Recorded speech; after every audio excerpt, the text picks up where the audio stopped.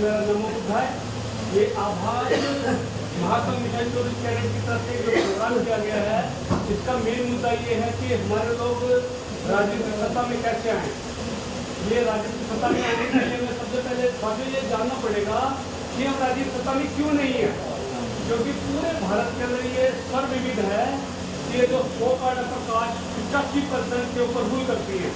वो हल्के रूल क्यों करती है? क्योंकि एक यूरेशिया से आए थे लोग, ब्राह्मण क्षत्रिय वैश्य जिसको बोलते हैं, और हम बार बार गलत बोलते हैं ब्राह्मणवाद ब्राह्मणवादी। ब्राह्मणवाद में 3 है, ब्राह्मण क्षत्रिय वैश्य, ये कॉन्स्टिट्यूट करते हैं 100% कास्ट को। ये 90 से 95% हर तरह के इंस्टीट्यूशन में ये पार्टिसिपेशन इनका। तो सवाल ये उठता है इनका पार्टिसिपेशन क्यों है और हमारा क्यों नहीं है?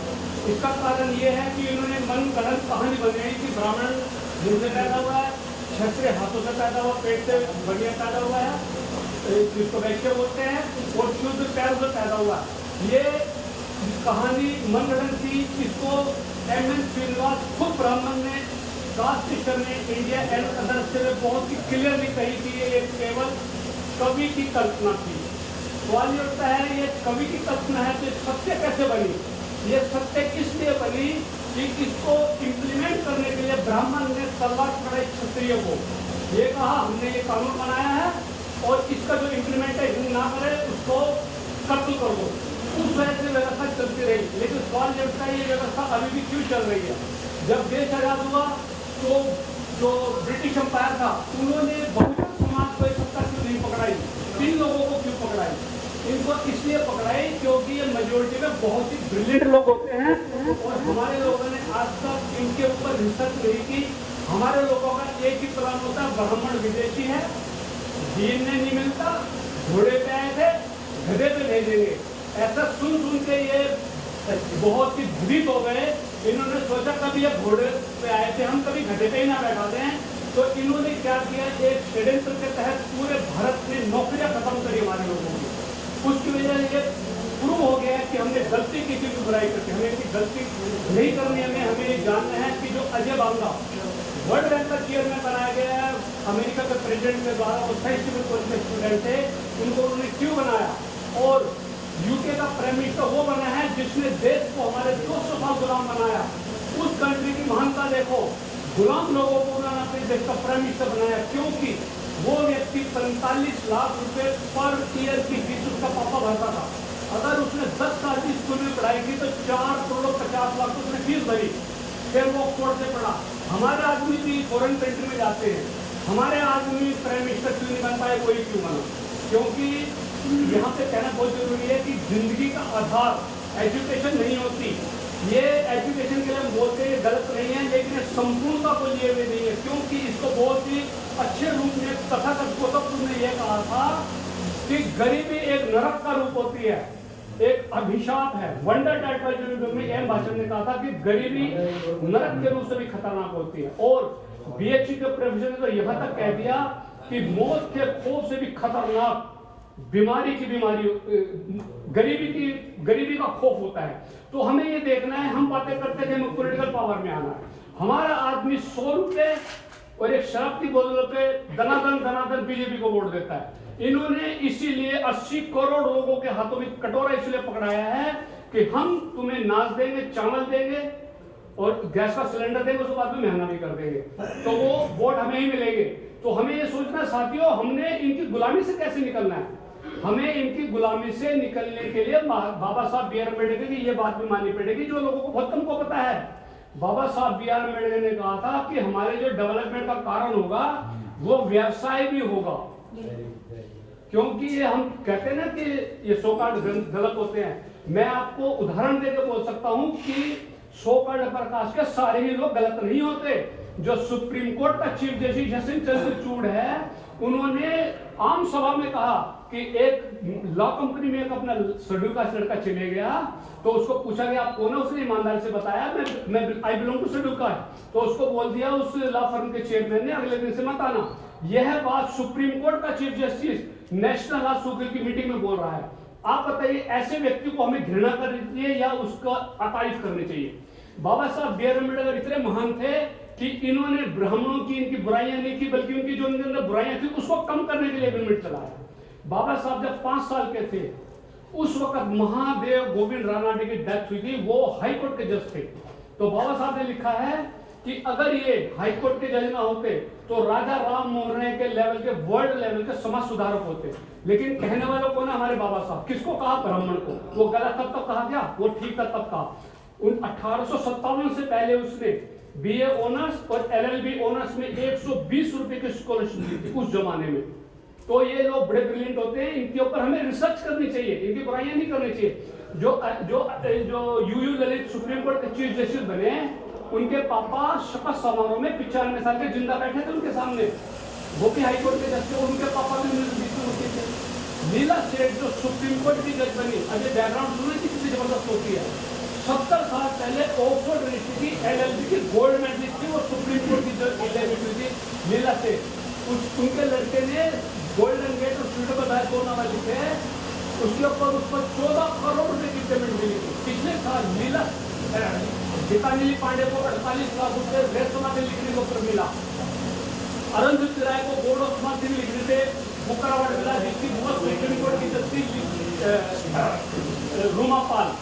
ये इनकी बैकग्राउंड होती है, हमें इनकी बैकग्राउंड की तरफ सर्च करना चाहिए, कोई बुराई नहीं करनी चाहिए। और अगर हमें डेवलपमेंट करनी है तो ये बहुत जानना जरूरी है कि सुप्रीम कोर्ट का वकील 1 से लेकर 1.5 करोड़ की कार में घूमते हैं। हमारे 30,000 कोर्ट का वकील ऐसी कारों के टायर भी नहीं खरीद सकते। और मैं जाता हूँ, बड़े कॉन्फिडेंटली बोलते आई एम गो, 2 पेज की एप्लीकेशन नहीं लिख पाते। इस देश को आज़ाद करवाने वाले मोर देन 75% वकील थे, वो सोकाड प्रकाश के वकील थे, शेड्यूल कास्ट नहीं थे वो, ना वो बहुजन समाज के थे। बहुजन समाज ने तो मंडल कमीशन केस को भी डिफेंड नहीं किया। राम जेठमलानी को कहा, लालू यादव ने कि आप हमारा केस डिफेंड कीजिए और मैं 1 लाख रुपए लूँगा। कहता नहीं, मैं 2 लाख रुपए दूंगा, डिफेंड करो। लेकिन वो भी पता नहीं किस षड्यंत्र के तहत केस को डिफेंड नहीं कर पाया और 50% का रूल लागू हो गया, जबकि उससे पहले state of Kerala versus NM Tiwari case में बड़ा क्लियरली मेंशन था कि 50% रिजर्वेशन का रूल ऑफ क्वेश्चन है, रूल ऑफ लॉ नहीं है। और इसका ज्वलंत उदाहरण यह है कि तमिलनाडु में 65% रिजर्वेशन अभी भी SC ST OBC को दी जाती है। वो अनकॉन्स्टिट्यूशनल नहीं है, तभी दी जाती है। मेरे कहने का मतलब ये है कि हमें एक तो हमें लैंग्वेज के अंदर बहुत अच्छा होना पड़ेगा, दूसरा हमें साहित्य के अंदर भी आना पड़ेगा। तब हमें पता लगेगा कि जीवन का आधार नैतिकता होती है। हमारे लोगों में नैतिकता इसलिए डेवलप नहीं हो पाती क्योंकि ये हैंड टू माउथ होते हैं। और कहते हैं जो व्यक्ति हैंड टू माउथ होता है ना, लिटिल ब्रदर कहानी में मेंशन किया गया, वो किसी भी लेवल पे गिर जाता है। हमारा आदमी बीजेपी को वोट दे रहा है, जबकि उसको पता है कि बीजेपी को वोट देने का मतलब है हमारे भविष्य को गिरवी रखना इनके आगे। वर्ल्ड में ऐसी कोई कंट्री नहीं होगी जहां 15% 85% पर रूल करती हो। अगर रूल करती है तो 85% की गलती नहीं है, गलती है 15% की नहीं है। तो हमें उन गलतियों को पहले फाइंड आउट करना पड़ेगा और उसके लिए हमें लोगों को जागृत करना पड़ेगा और इनको बोलना पड़ेगा कि शिक्षा जरूरी है। लेकिन शिक्षित आदमी के बारे में ये भी कहा गया है सुप्रीम कोर्ट के चीफ जस्टिस यशवंत चंद्रचूड़ ने कि कई बार ज़्यादातर केस में कम पढ़ा लिखा आदमी ज़्यादा व्यवहार कुशल होता है। और इसका ज्वलंत उदाहरण तो मेरे पास इस प्रकार है कि जो मेरे लेक्चर है उसको डायरेक्टर जनरल पुलिस से 2, उनके पापा थे कांस्टेबल, और उन्होंने हमें बताया कि हम डायरेक्टर जनरल पुलिस IPS से बने और हमारे पापा कांस्टेबल थे। और एक प्यारे खान ओनली 5 क्लास पढ़ा हुआ है, वो 500 करोड़ रुपए कमा गया संतरे बेचते गुजरात में, और उसके बारे में IIM अहमदाबाद में बुक लगी हुई है। तो ये चीज़ शो करती है कि जो एजुकेशन तो ज़रूरी है, लेकिन जो रियल लाइफ होती है ना, वो कई बार एजुकेशन से अनकनेक्टेड भी हो जाती है। तो हमें पहले पैसा कमाना आना चाहिए ताकि हम किसी के हाथ ना फैलाएं। और जो पढ़ा लिखा आदमी होता है तो मानते हैं ब्रिलियंट होता है, लेकिन जो पैसा कमाता है ना वो उससे ज़्यादा ब्रिलियंट होता है। और जो वकील भी होते हैं वो भी पैसे वालों से रिक्वेस्ट करते हैं अपने केस के लिए। तो इस चीज़ को कार्ल मार्क्स ने भी एक्सप्लेन किया था कि जो बेसिक स्ट्रक्चर है उसके ऊपर सुपर स्ट्रक्चर टिका हुआ है। तो जो एजुकेशन है वो सुपर स्ट्रक्चर के अंदर आती है। तो हमें पहले हमारा बेसिक स्ट्रक्चर अच्छा करना पड़ेगा ताकि हमारा सुपर स्ट्रक्चर अच्छा हो। और मान्यवर काशीराम ने तो यहाँ तक कह दिया था, सत्ता में आने के लिए पॉइंट बताया था कि जिस समाज के अंदर गैर राजनीतिक जड़ें कमज़ोर होती है वो समाज कभी भी राजनीति में नहीं आ सकता। तो हमें पहले अपनी गैर राजनीतिक जड़ों को मजबूत करना पड़ेगा। और हमारे लोगों का क्या पॉलिटिकल कैरेक्टर है, इसके लिए बाबा साहब बी आर अम्बेडकर ने कहा था कि जिस समाज का बुद्धिजीवी वर्ग अपने ही समाज के प्रति भ्रष्ट और बेईमान है, उस समाज का सत्यानाश करने के लिए दुश्मनों की जरूरत नहीं पड़ती। और हम ये देखते हैं कि एक्चुअल में हमारा सत्यानाश हमारे ही लोगों ने किया है। सोका डप्पा आकाश ने हमें नहीं कहा कि तुम पढ़ाई मत करो, वकील मत बनो, डॉक्टर मत बनो, बिजनेस मत करो, और ये खुद व्यवस्था को नहीं मानते। इसका मैं एग्जाम्पल देता हूँ कि भारत का जो chief of the army staff है वो है मनोज पांडे ब्राह्मण, और लेफ्टिनेंट जनरल है चतुर्वेदी। तो पूछो वो ब्राह्मण से छत्रगुरु में कैसे चले गया। और पेरियार साहब ने तो ये कहा था महात्मा गांधी को कि तुम अगर व्यवस्था को मानते हो तो तुम तराजू लेकर सामान क्यों नहीं बेच रहे, तुम पॉलिटिक्स में कैसे आ गए। तो इन्होंने हमें मूर्ख बनाने के लिए वर्ण व्यवस्था को क्रिएट किया था, लेकिन उसको खुद नहीं मानते ये। तो मेरे ये विचार हैं कि हमें एक एजुकेशन की ध्यान देना चाहिए, और हमें इंग्लिश की तरफ ध्यान देना चाहिए, और बिजनेस की तरफ ध्यान देना चाहिए, और इनकी बुराइयां ना करके ना इनके ऊपर रिसर्च करनी चाहिए। और इनके धर्म की बुराई करने का ये मतलब होता है कि अगर हिंजड़े को भी अगर कुछ गलत बोल दो तो वो भी आपसे लड़ाई करने के लिए आ जाता है। ये तो हमसे ऑलरेडी पावरफुल हैं। हम इनके धर्म की बात करके क्या करते हैं, इनको हमें नहीं इकट्ठा कर लेते हैं, और फिर हम अपने मुद्दे से भटक जाते हैं। और हमारा मुद्दा होता है कि हमें अपनी एजुकेशन अच्छी करनी है और पैसा कमाना है ताकि हम अच्छा जीवन जी पाएँ। ये मेरे विचार।